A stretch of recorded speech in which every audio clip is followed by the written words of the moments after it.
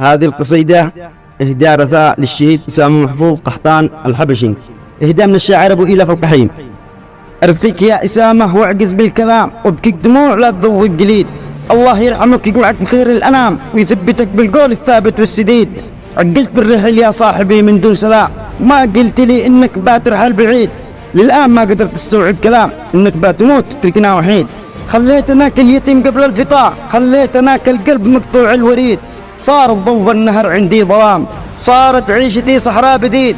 مشتي بها دنيا من دون حزام، ليتنا يا محزمي جنبك شهيد. لفديك بروحي ودمي والعظم، لفديك يا أسامة بقلبي والقديد.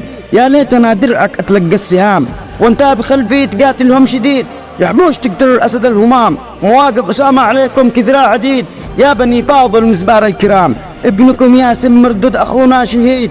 ونشدكم بالقبيلة منعم والرضام، كل شيخ رجال